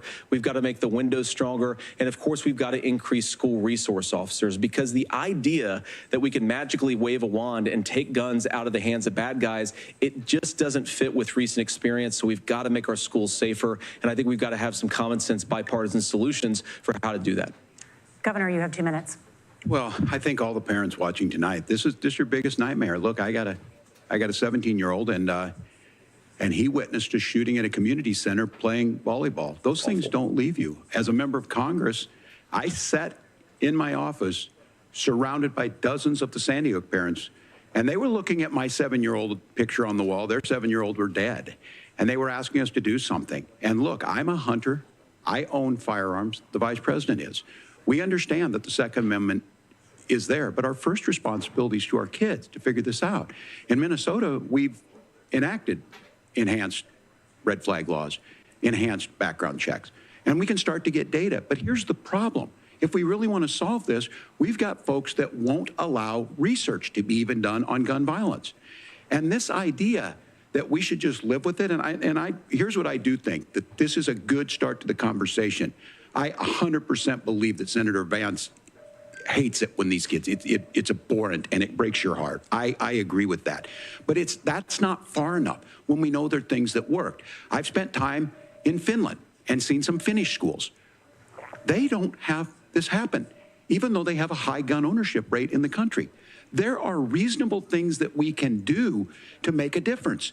It's not infringing on your Second Amendment. And the idea to have some of these weapons out there, it just doesn't make any sense. Kamala Harris, as an attorney general, worked on this issue. She knows that it's there. No one's trying to scaremonger and say we're taking your guns, but I ask all of you out there, do you want your schools hardened to look like a fort? Is that what we have to go? When we know There's countries around the world that their children aren't practicing these types of drills. They're being kids. We owe it to them to get a fix. These are things that shouldn't be that difficult. You can still keep your firearms, and we can make a difference. We have to. If you're listening tonight, this breaks your heart. Senator. Tim, first of all, I didn't know that your 17-year-old witnessed a shooting. I'm sorry about that, and I hope that he's doing okay. Christ have mercy. It is awful. And I appreciate what Tim said, actually, about Finland, because I do think it illustrates some of the frankly, weird differences between our own country's gun violence problem and Finland. Is, okay, first of all, we have way higher rates of mental health abuse, or mental health substance abuse. We have way higher rates of depression, way higher rates of anxiety. We unfortunately have a mental health crisis in this country that I really do think that we need to get to the root causes of, because I don't think it's the whole reason why we have such a bad gun violence problem, but I do think it's a big piece of it. Another driver of the gun violence epidemic, especially that affecting our kids, it doesn't earn as many headlines, but is the terrible gun violence problem in a lot of our big cities. And this is why we have to empower law enforcement to arrest the bad guys, put them away, and take gun offenders off the streets. I think there's a whole host of things that we can do here, but I do think at our schools we've got to talk about more security. Senator, thank you. Governor, you previously opposed an assault weapons ban, but it's only later in your political career did you change your position. Why? Yeah, I sat in that office with those Sandy Hook parents. I've become friends with school shooters. I've seen it. Look, the NRA, I was the NRA guy for a long time. They used to teach gun safety. I'm of an age where my shotgun was in my car so I could pheasant hunt after football practice. That's not where we live today. And several things I want to mention on this is talking about cities and where it's at. The number one where the most firearm deaths happen in Minnesota are rural suicides. And we have an epidemic of children getting guns and shooting themselves. And so we have, and we should look at all of the issues. Making sure folks have health care and all that, but I want to be very careful. This idea of stigmatizing mental health, just because you have a mental health issue doesn't mean you're violent. And I think what we end up doing is we start looking for a scapegoat. Sometimes it just is the guns. It's just the guns. And there are things that you can do about it. But I do think that this is one, and I think this is a healthy conversation. I think there's a capacity to find solutions on this that work, protect Second Amendment, protect our children. That's our priority. Gentlemen, thank you. Margaret. Thank you, Nora. Let's turn now to the top contributor to inflation, the high cost of housing and rent. There's a shortage of more than 4 million homes in the United States, and that contributes to the high housing prices. Governor Waltz, the Harris campaign promises a $25,000 down payment assistance for first-time home buyers and a $10,000 tax credit. They also promise to build 3 million new homes. Where are you building these homes, and won't handing out that kind of money just drive up prices higher? No, it's not handing out. We have, first, let me say this issue of housing, and I think those of you listening on this, the problem we've had is that we've got a lot of folks that see housing as another commodity. It can be bought up, it can be shifted, it can be moved around. Those are not folks living in those houses. Those of you listening tonight, that house is a big deal. I bought and owned one house in my life. My mom still lives in the house where I was. And when I think of a house, I'm thinking of Christmas services after midnight mass where you go with your family. We need to make it more affordable. And one of the things, as I said, this program that the Vice President is pushing forward and bringing a new way of approaching this is something we're doing in Minnesota from that lead. We in the state invested in making sure our housing was the biggest investment that we'd ever made in housing. It starts to make it easier. We cut some of the red tape. Local folks, look, we can't do it at the federal level, but local folks make it easier to build those homes. And then that down payment assistance. I can tell all of you out there, one of the, certainly for me, using the GI Bill was one thing, but a veteran's home loan, the big thing about a veteran's home loan is you don't have to pay the down payment. Those are things that make it there. Now, look, you're going to pay it back, and you're going to pay your mortgage. Those are things that we know in the long run, the appreciated value, the generational wealth that's created from it. And I will give Minneapolis an example. Minneapolis is the one city where we've seen the lowest inflation rates. We've seen a 12% increase in stock because we've put some of these things in, and we're implementing a state program to make sure we give some of that down payment assistance. We get it back from people because here's what we know. People with stable housing end up with stable jobs. People with stable housing have their kids able to get to school. All of those things in the long run end up saving our money. And that's the thing that I think we should be able to find some common ground in, but we can't blame immigrants for the only reason. That's not the case that's happening in many cities. The fact of the matter is that we don't have enough naturally affordable housing, but we can make sure that the government's there to help kickstart it, create that base. Governor, your time is up. Senator Vance, as far as your campaign's position, the promise is to seize federal lands to build homes, remove regulation, provide tax breaks, and cut back on immigration, which you say pushes up prices. Where are you going to build all the new homes you're promising, and what part of any of this plan will provide immediate relief? You have 2 minutes. Well, first of all, Tim just said something that I agree with. We don't want to blame immigrants for higher housing prices, but we do want to blame Kamala Harris for letting in millions of illegal aliens into this country, which does drive up costs, Tim. 25 million illegal aliens competing with Americans for scarce homes is one of the most significant drivers of home prices in the country. It's why we have massive increases in home prices that have happened right alongside massive increases in illegal alien populations under Kamala Harris's leadership. Now, Tim just mentioned a bunch of ideas. Now, some of those ideas I actually think are halfway decent, and some of them I disagree with. But the most important thing here is Kamala Harris is not running as a newcomer to politics. She is the sitting vice president. If she wants to enact all of these policies to make housing more affordable, I invite her to use the office that the American people already gave her, not sit around and campaign and do nothing while Americans find the American dream of homeownership completely unaffordable. Now, you asked, Margaret, what would immediately change the equation for American citizens? If you lower energy prices, as Donald Trump says, drill, baby, drill, one of the biggest drivers of housing costs aside from illegal immigration is, think about it, if a truck driver's paying 40% more for diesel, then the lumber he's delivering to the job site to build the house is also going to become a lot more expensive. If we open up American energy, you will get immediate pricing relief for American citizens, not, by the way, just in housing, but in a whole host of other economic goods, too. Senator Vance, you still have 23 seconds there. Do you want to answer? Can I have it? Where, Governor, we will get to you in a moment. But, Senator, where are you going to seize the federal lands? Can you clarify? Well, what Donald Trump has said is we have a lot of federal lands that aren't being used for anything. They're not being used for national park. They're not being used, and they could be places where we build a lot of housing. And I do think that we should be opening up building in this country. We have a lot of land that could be used. We have a lot of Americans that need homes. We should be kicking out illegal immigrants who are competing for those homes, and we should be building more homes for the American citizens who deserve to be here. Senator, your time is up. Governor, I do want to let you respond to the allegation that the vice president is letting in Well, of course, that's not true. And again, you have the facts. I guess we agreed not to fact check. I'll check it. That, look, crossings are down compared to when Donald Trump left office. But it's, again, blaming and not trying to find the solution. I was going to ask, though, on this question, are we going to drill and build houses in the same federal land? And I think when people hear federal lands, these are really important pieces of land. Now, Minnesota doesn't have a lot of federal lands. I know in the western part of the countries we do. There's not a lot of federal lands in and around Minneapolis, for example. So the issue is I don't understand the federal lands issue unless we see this, and I worry about this as someone who cares deeply about our national parks and our federal lands. Look, Minnesota, we protect these things. We've got about 20% of the world's fresh water. These lands protect. They're there for a reason. They belong to all of us. But again, this is when you view housing and you view these things as commodities. Like, there's a chance to make money here. Let's take this federal land and let's sell it to people for that. I think there's better ways to do this. We've seen it in Minnesota. We're able to refurbish some of these houses. We're able to make some investments. That gets people in. And I'm still on the fact on this.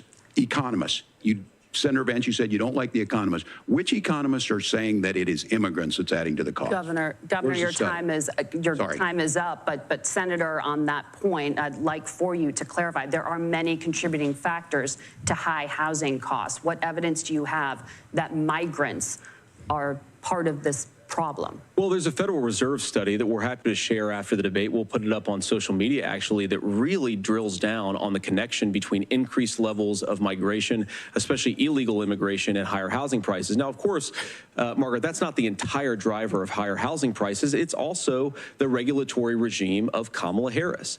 Look, we are a country of builders. We're a country of doers. We're a country of explorers.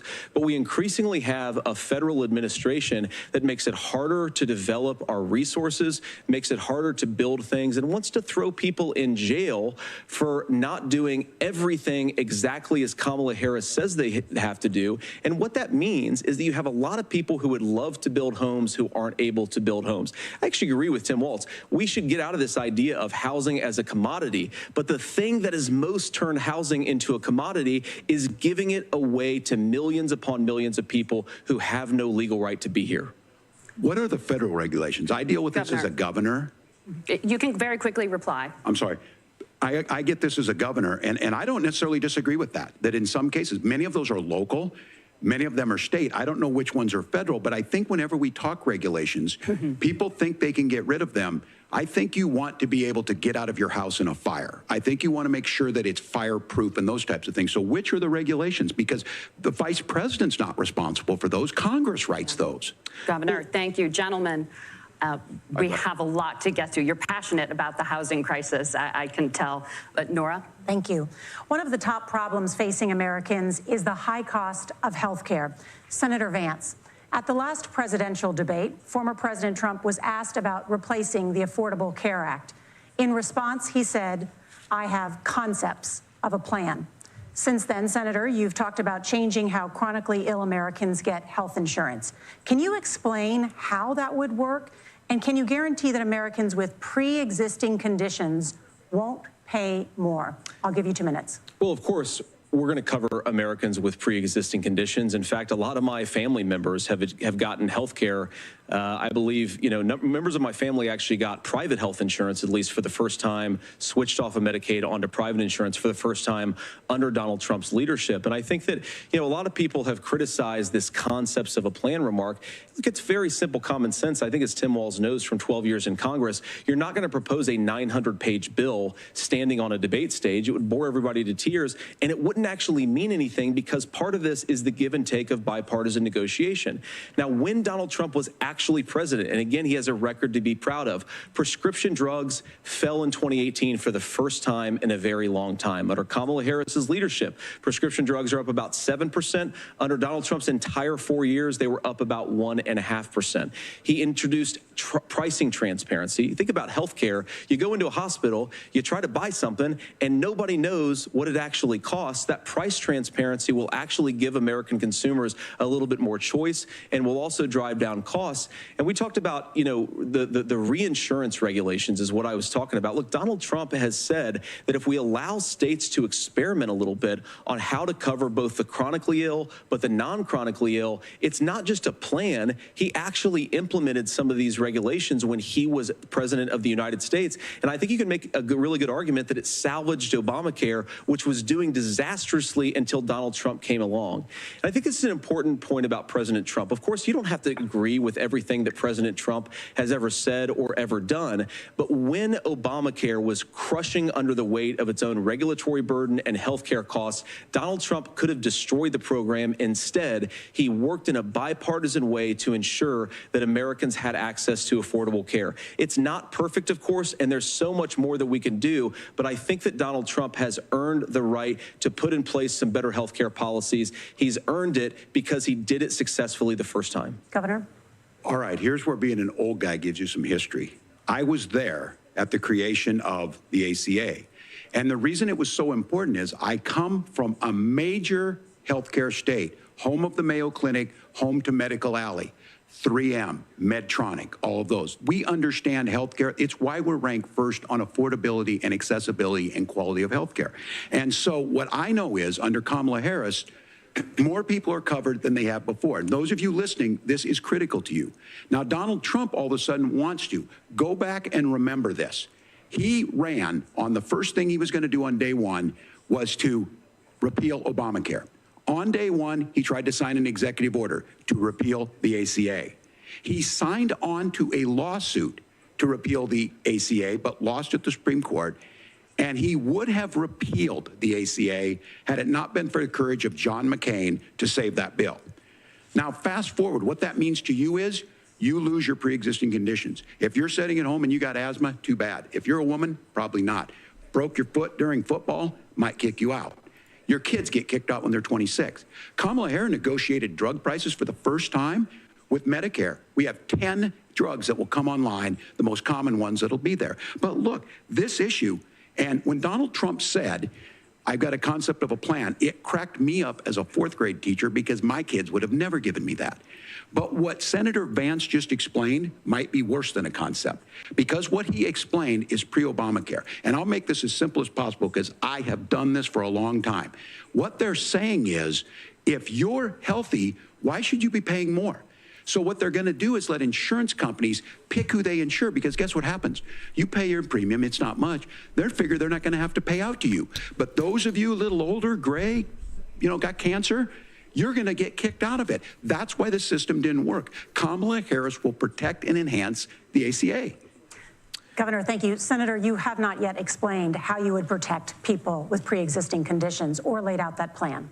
Well, look, we currently have laws and regulations in place right now that protect people with pre-existing conditions. We want to keep those regulations in place, but we also want to make the health insurance marketplace function a little bit better. Now, what Governor Waltz just said is actually not true. A lot of what happened, and the reason that Obamacare was crushing under its own weight, is that a lot of young and healthy people were leaving the exchanges. Donald Trump actually helped address that problem, and he did so in a way that preserved people's access to coverage who had pre-existing conditions. But again, something that these guys do is they make a lot of claims about if Donald Trump becomes president, all of these terrible consequences are going to ensue. But in reality, Donald Trump was president. Inflation was low. Take-home pay was higher. And he saved the very program from a Democratic administration that was collapsing and would have collapsed absent his leadership. He did his job, which is govern in a bipartisan way and get results, not just complain about problems, but actually solve them. Governor, did enrollment under the Affordable Care Act go up under the Trump administration? It's higher now that we've seen it go up. Look, people are using it. The system works. And the question about this of young people or whatever, that's the individual mandate piece of this. And Republicans fought tooth and nail saying, well, Americans should be free to do this. Well, then what happens is... So you think the individual mandate's a good idea? You shrink. I think the idea of making sure the risk pool is broad enough to cover everyone, that's the only way insurance works. When it doesn't, it collapses. You are asking pre-ACA where we get people out. Look, people know that they need to be on health care. People expect it to be there.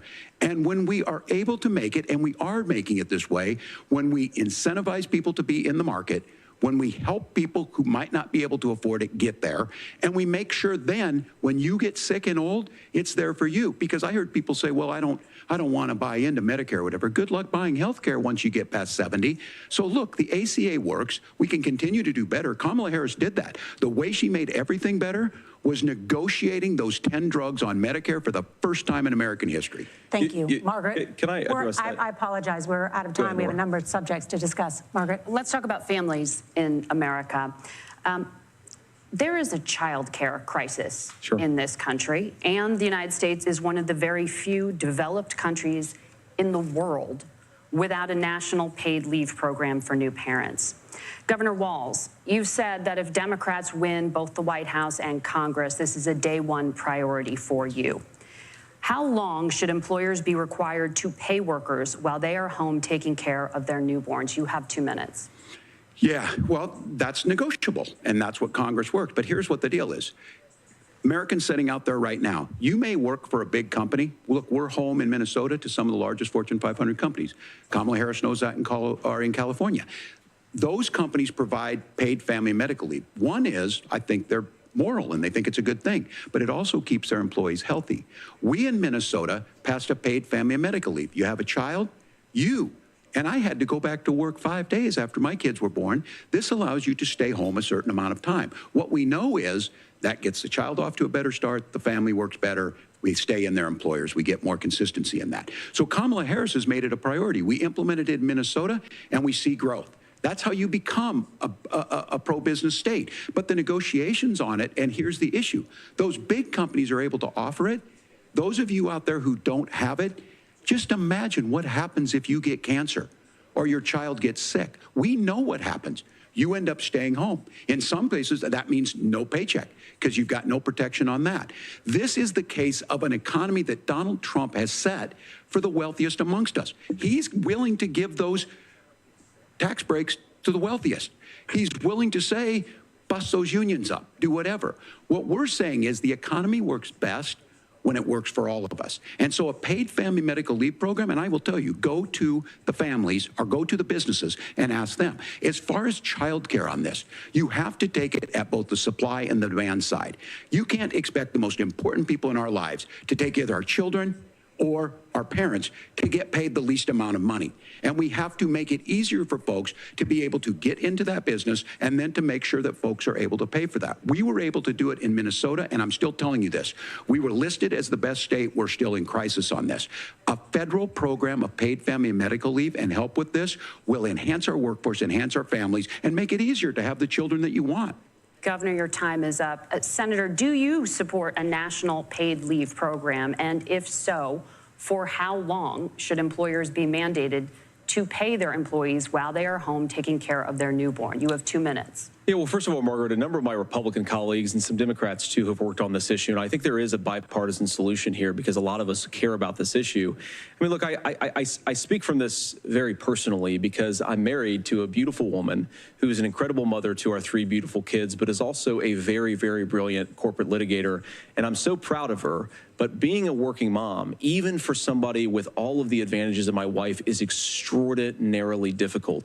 And it's not just difficult from a policy perspective. She actually had access to paid family leave because she worked for a bigger company. But the cultural pressure on young families and especially young women, I think makes it really hard for people to choose the family model they want. A lot of young women would like to go back to work immediately. Some would like to spend a little time home with the kids. Some would like to spend longer at home with the kids. We should have a family care model that makes choice possible. And I think this is a very important substantive difference between Donald Trump and Kamala Harris's approach. I mean, look, if you look at the federal programs that we have that support paid family leave right now, the Community Development Block Grant, and there's another block grant program that spends a lot of money from the federal government. These programs only go to one kind of child care model. Let's say you'd like your church maybe to help you out with child care. Maybe you live in a rural area or an urban area and you'd like to get together with families in your neighborhood to provide child care in the way that makes the most sense. You don't get access to any of these federal monies. We want to promote choice in how we deliver family care and how we promote child care because, look, it is unacceptable.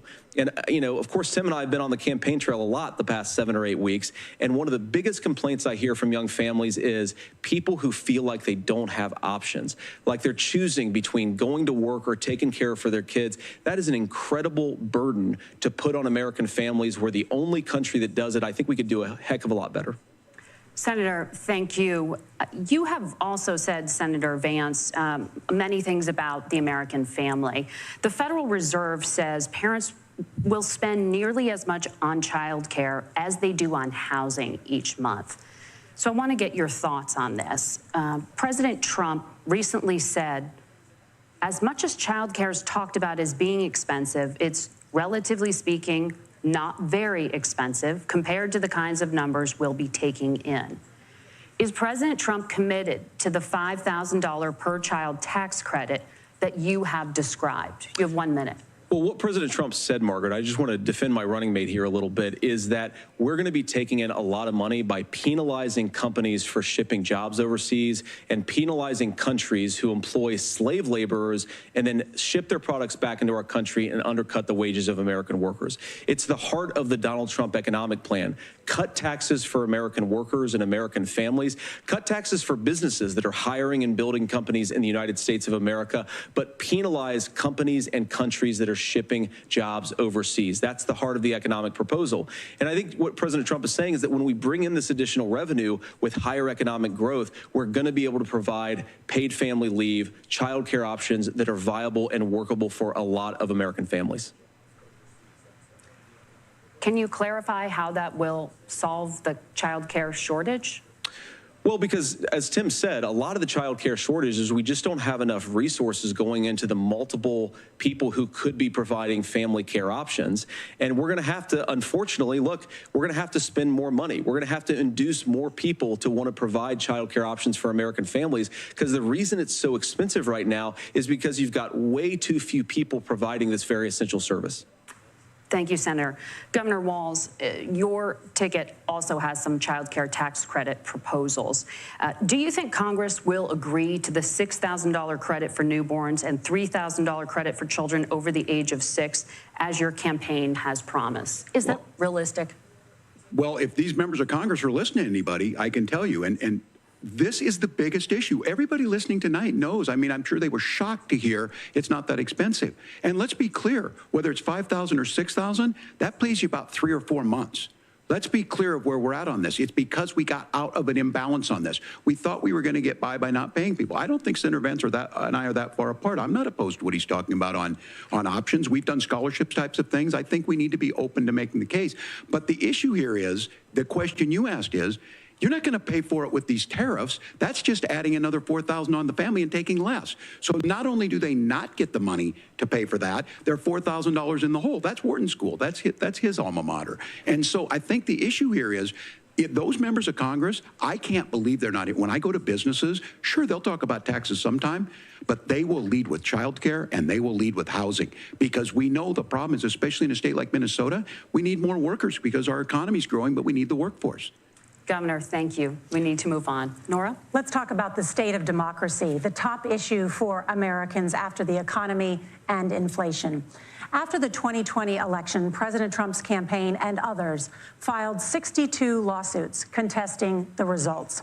Judges, including those appointed by President Trump and other Republican presidents, looked at the evidence and said there was no widespread fraud.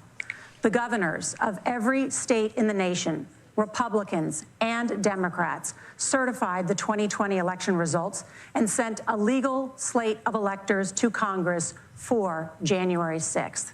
Senator Vance, you have said you would not have certified the last presidential election and would have asked the states to submit alternative electors. That has been called unconstitutional and illegal. Would you again seek to challenge this year's election results, even if every governor certifies the results? I'll give you 2 minutes. Well, Nora, first of all, I think that we're focused on the future. We need to figure out how to solve the inflation crisis caused by Kamala Harris's policies, make housing affordable, make groceries affordable, and that's what we're focused on. But I want to answer your question because you did ask it. Look, what President Trump has said is that there were problems in 2020, and my own belief is that we should fight about those issues, debate those issues peacefully in the public square, and that's all I've said, and that's all that Donald Trump has said. Remember, he said that on January the 6th, the protesters ought to protest peacefully. And on January the 20th, what happened? Joe Biden became the president, Donald Trump left the White House, and now, of course, unfortunately, we have all of the negative policies that have come from the Harris-Biden administration. I believe that we actually do have a threat to democracy in this country, but unfortunately, it's not the threat to democracy that Kamala Harris and Tim Waltz want to talk about. It is the threat of censorship. It's Americans casting aside lifelong friendships because of disagreements over politics. It's big technology companies silencing their fellow citizens. And it's Kamala Harris saying that rather than debate and persuade her fellow Americans, she'd like to censor people who engage in misinformation. I think that is a much bigger threat to democracy than anything that we've seen in this country in the last 4 years, in the last 40 years. Now, I'm really proud, especially given that I was raised by 2 lifelong blue-collar Democrats, to have the endorsement of Bobby Kennedy Jr. and Tulsi Gabbard, lifelong leaders in the Democratic coalition. And of course, they don't agree with me and Donald Trump on every issue. We don't have to agree on every issue, but we're united behind a basic American First Amendment principle that we ought to debate our differences. We ought to argue about them. We ought to try to persuade our fellow Americans. Kamala Harris is engaged in censorship at an industrial scale. She did it during COVID. She's done it over a number of other issues. And that, to me, is a much bigger threat to democracy than what Donald Trump said when he said that protesters should peacefully protest on January the 6th. Governor?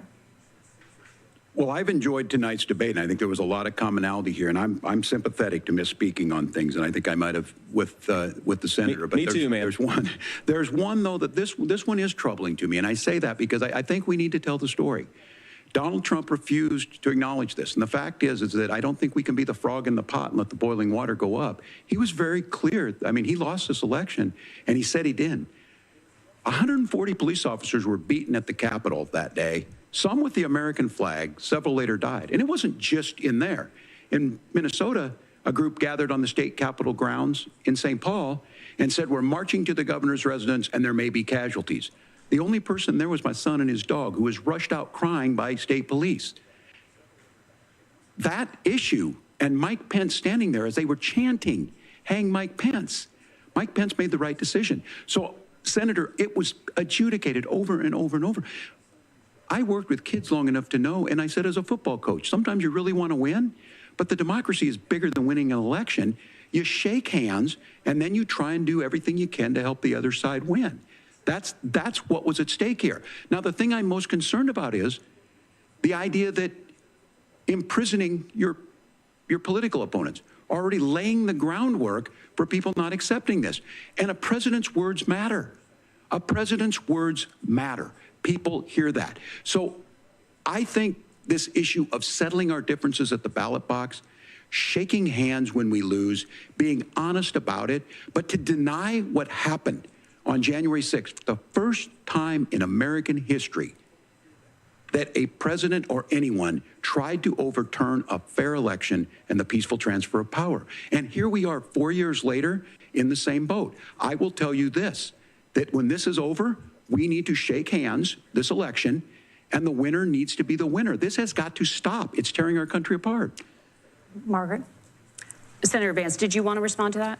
Yeah, well, look, Tim, first of all, it's really rich for Democratic leaders to say that Donald Trump is a unique threat to democracy when he peacefully gave over power on January the 20th, as we have done for 250 years in this country. We are going to shake hands after this debate and after this election. And of course, I hope that we win, and I think we're going to win. But if Tim Waltz is the next vice president, he'll have my prayers, he'll have my best wishes, and he'll have my help whenever he wants it. But we have to remember that for years in this country, Democrats protested the results of elections. Hillary Clinton in 2016 said that Donald Trump had the election stolen by Vladimir Putin because the Russians bought like $500,000 worth of Facebook ads. This has been going on for a long time. And if we want to say that we need to respect the results of the election, I'm on board. But if we want to say, as Tim Waltz is saying, that this is just a problem that Republicans have had, I don't buy that. Governor. January 6th was not Facebook ads. And I think a revisionist history on this. Look, I don't understand how we got to this point. But the issue was that happened. Donald Trump can do it. And all of us say there's no place for this. It has massive repercussions. This idea that there's censorship to stop people from threatening to kill someone, threatening to do something, that's not censorship. Censorship is book banning. We've seen that. We've seen that brought up. I just think for everyone tonight, and I'm going to thank Senator Vance. I think this is the conversation they want to hear. And I think there's a lot of agreement, but this is one that we are miles apart on. This was a threat to our democracy in a way that we had not seen. And it manifested itself because of Donald Trump's inability to say. He is still saying he didn't lose the election. I would just ask that. Did he lose the 2020 election? Tim, I'm focused on the future. Did Kamala Harris censor Americans from speaking their mind in the wake of the 2020 COVID situation? That is a damning non-answer. It's a damning non-answer for you to not talk about censorship. Obviously, Donald Trump and I think that there were problems in 2020. We've talked about it. I'm happy to talk about it further. But you guys attack us for not believing in democracy. The most sacred right under the United States democracy is the First Amendment. You yourself have said there's no First Amendment right to misinformation. Kamala Harris wants to use the power of government and big tech to silence people from speaking their minds. That is a threat to democracy that will long outlive this present political moment. I would like Democrats and Republicans to both reject censorship. Let's persuade one another. Let's argue about ideas, and then let's come together afterwards. You can't yell fire in a crowded theater. That's the test. That's the Supreme Court test. Tim, fire in a crowded theater. You guys wanted to kick people off of Facebook for saying that toddlers shouldn't wear masks. Senator, the governor does have the floor. Fire in a crowded theater. That is criticizing the policies of the government, which is the right of every American. Senator, the governor does have the floor for 1 minute to respond to you. Yeah, well, I don't run Facebook. What I do know is I see a candidate out there who refused, and now again, and this, I'm pretty shocked by this, he lost the election. This is not a debate. It's not anything anywhere other than in Donald Trump's world. Because look, when Mike Pence made that decision to certify that election, That's why Mike Pence isn't on this stage. What I'm concerned about is, where is the firewall with Donald Trump?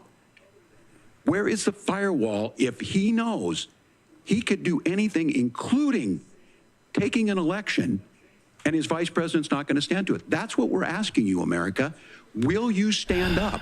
Will you keep your oath of office, even if the president doesn't? And I think Kamala Harris would agree. She wouldn't have picked me if she didn't think I would do that, because of course that's what we would do. So America, I think you've got a really clear choice on this election of who's going to honor that democracy and who's going to honor Donald Trump. Governor, your time is up.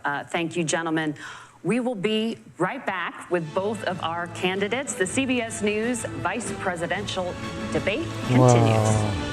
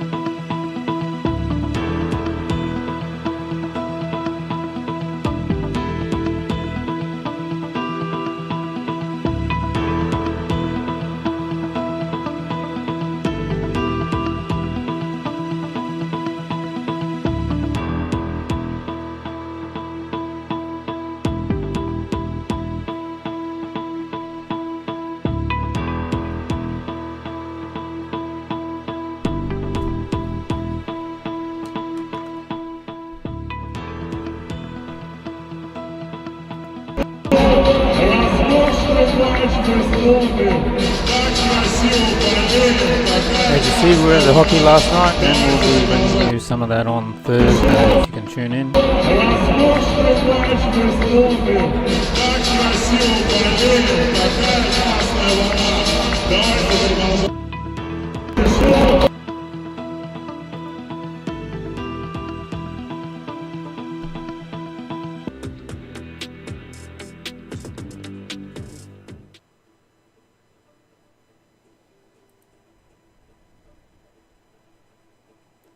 Don't forget tonight, live show 84, trust broken, what's one's word worth, and plus Iran retaliates.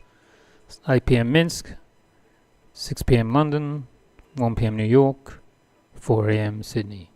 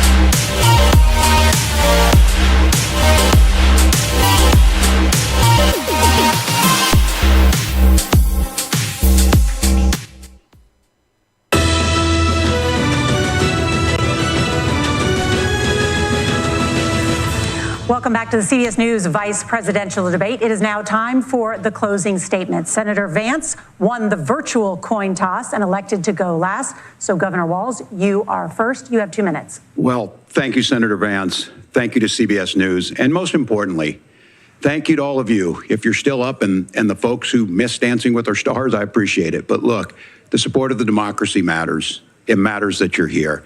And I'm as surprised as anybody of this coalition that Kamala Harris has built, from Bernie Sanders to Dick Cheney to Taylor Swift, and a whole bunch of folks in between there. And they don't all agree on everything, but they are truly optimistic people. They believe in a positive future of this country and one where our politics can be better than it is.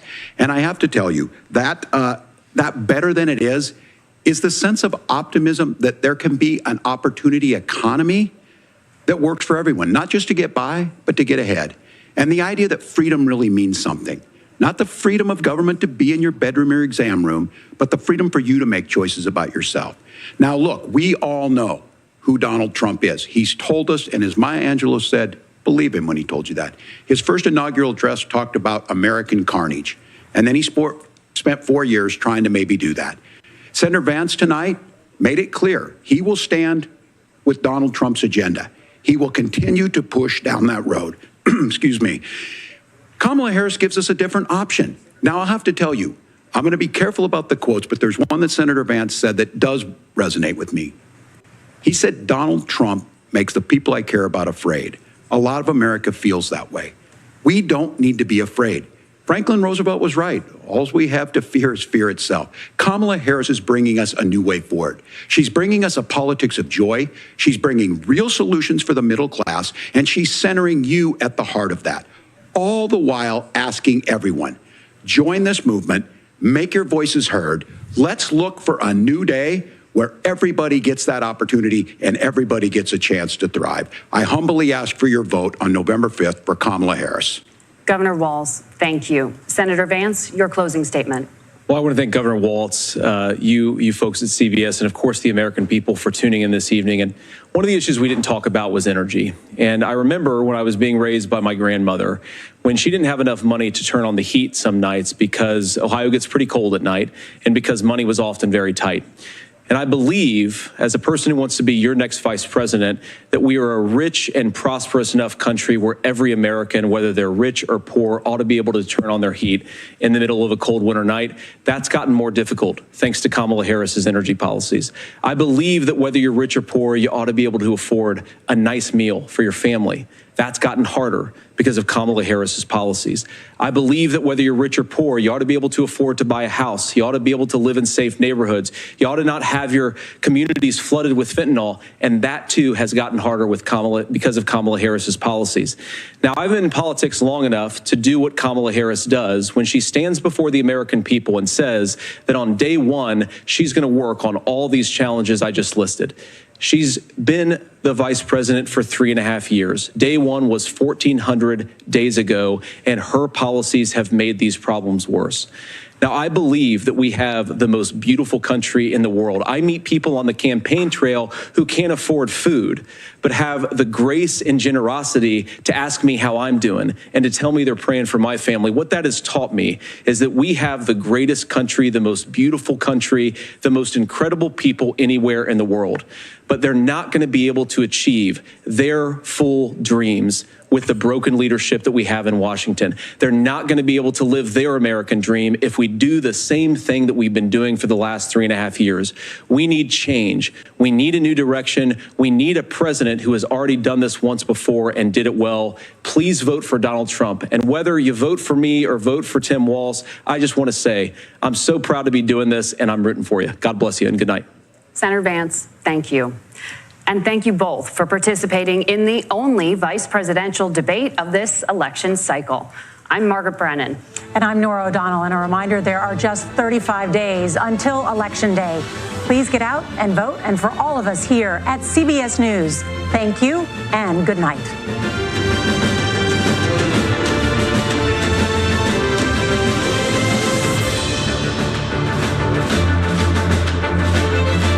Andrew, thanks for tuning in, everybody. We've got a live show tonight at 8 p.m. Minsk, 6 p.m. London.